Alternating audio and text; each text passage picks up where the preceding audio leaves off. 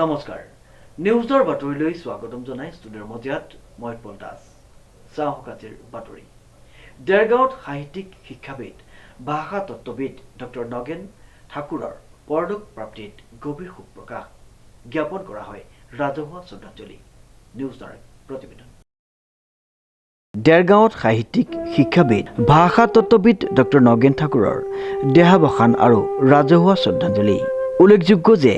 গুৱাহাটী বিশ্ববিদ্যালয়ৰ অসমীয়া বিভাগৰ অৱসৰপ্ৰাপ্ত অধ্যাপক তথা বিশিষ্ট সাহিত্যিক ডক্টৰ নগেন ঠাকুৰৰ গত 10 এপ্ৰিল বৃহস্পতিবাৰে 88 বছৰ বয়সত বিয়লি 4:20 দেৰগাঁও নগৰৰ ৰজাবাৰীস্থিত বাসভৱনত বাৰ্ধক্যজনিত কাৰণত পৰলোক প্ৰাপ্তি ঘটে। সাহিত্যিকগৰাকীৰ নশ্বৰ দেহ নিশাটো ঘৰতে ৰখাৰ পাছতে শুক্ৰবাৰে দেৰগাঁও সাহিত্য সভা ভৱনৰ চৌহদত সাহিত্যিকগৰাকীক দেৰগাঁও সাহিত্য সভাকে ধৰি 20টাৰো অধিক ৰাজহুৱা অনুষ্ঠান প্ৰতিষ্ঠান দল সংগঠনে তেখেতৰ নশ্বৰ দেহত ৰাজহুৱাভাৱে শ্ৰদ্ধাঞ্জলি জনায়। উল্লেখযোগ্য যে 1939 চনত জন্মগ্ৰহণ কৰা ডক্টৰ নগেন ঠাকুৰে অসমীয়া ভাষা সাহিত্যলৈ আগবঢ়াই থৈ গ'ল অনবদ্য অৱদান। তেখেত এগৰাকী বিশিষ্ট কবিও আছিল। সদ্যপ্ৰয়াত সাহিত্যিকগৰাকীৰ মহাপ্ৰয়াণত শোকস্তব্ধ হৈ পৰিছে দেৰগাঁৱৰ লগতে ৰাজ্যৰ বৌদ্ধিক মহল। ছাৰৰ এই মৃত্যু অপূৰণীয় ক্ষতি হিচাপে গণ্য কৰিছোঁ আৰু আপোনালোকে জানে যে ছাৰ এগৰাকী বিদগ্ধ পণ্ডিত আৰু অসমীয়া ভাষা সাহিত্যৰ ছাৰ যিখিনি কৰি থৈ গৈছে অতি নীৰৱভাৱে এইখিনিক আমি কেতিয়াও পাহৰিব নোৱাৰোঁ। ছাৰ অতি প্ৰচাৰ বিমুখ আছিলে, ছাৰ বিচৰণ আছিলে, গতিকে সেইকাৰণে ছাৰে আচলতে আমি ভাবোঁ যে অসমৰ 10গৰাকী ভাষা তত্ত্ববিদৰ ভিতৰত ছাৰ এগৰাকী আৰু ছাৰৰ যিখিনি সৃষ্টিৰাজি সেইখিনি আমি জীয়াই ৰখাটো আমাৰ দায়িত্ব। আৰু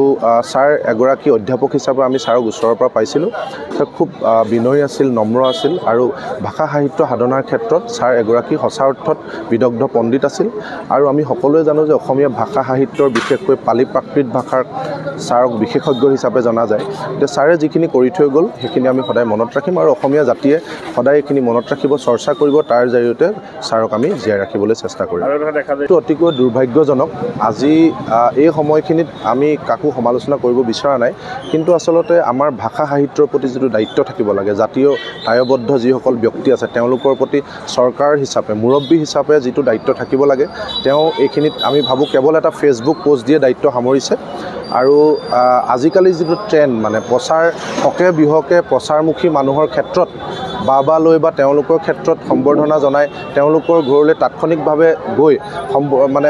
শোক সন্তপ্ত পৰিয়ালৰ কাষত থিয় দিয়াৰ যিটো ট্ৰেণ্ড, তাৰ বিপৰীতে নগেন ঠাকুৰ ছাৰে ডক্টৰ নগেন ঠাকুৰ ছাৰে যিহেতু প্ৰচাৰ বিচৰা নাছিল, ছাৰ নীৰৱে তেওঁৰ দায়িত্ব পালন কৰি গৈছিল। আমি ভাবোঁ যে নীৰৱ সাধক হিচাপে আচলতে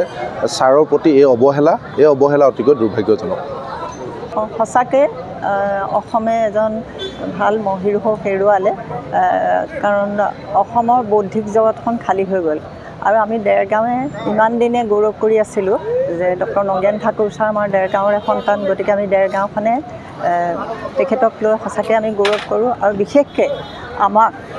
গাঁৱৰ সকলোকে প্ৰত্যেক ব্যক্তিয়ে যদি কিবা নুবুজে, কিবা দৰকাৰ হয় তেখেতক সুধিলে ইমান সুন্দৰকৈ সাৱলীল ভাষাৰে কয়, আমি বহুত উপকৃত হৈছোঁ। ছাৰৰ ঘৰলৈ প্ৰায়ে আমি যাওঁ, কেতিয়াবা আমি ছাৰে আমাৰ লগত ধেমালিও কৰে, খুচৰি কথা কয় আৰু কেতিয়াবা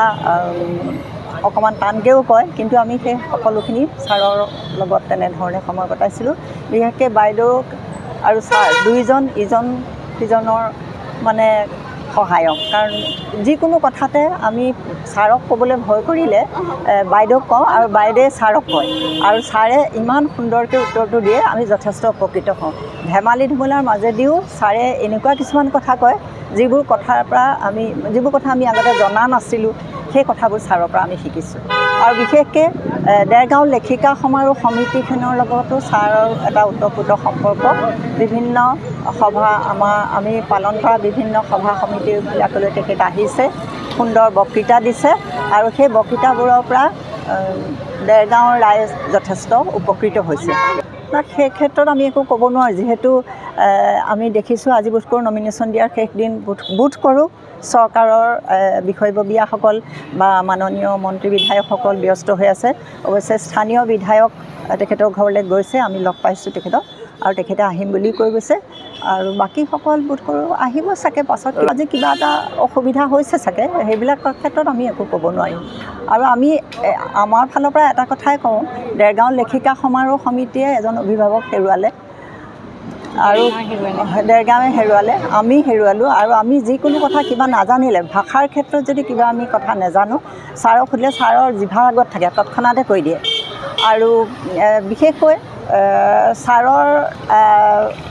যিবোৰ কিতাপ ভাষাৰ কিতাপ পঢ়িয়ে আমি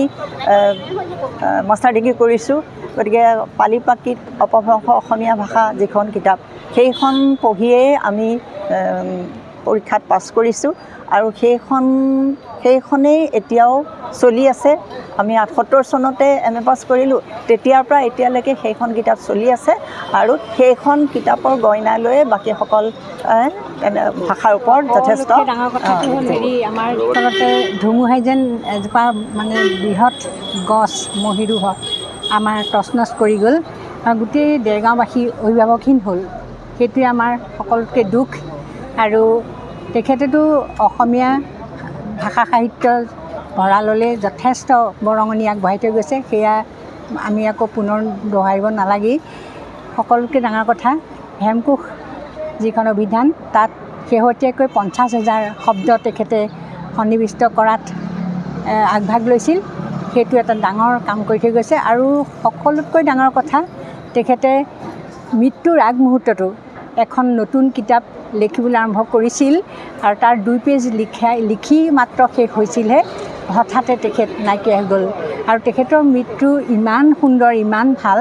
যে তেখেতে একেলগে বাইদেউৰ লগত একেলগে চাহ খাইছিল আৰু পিছ মুহূৰ্ততে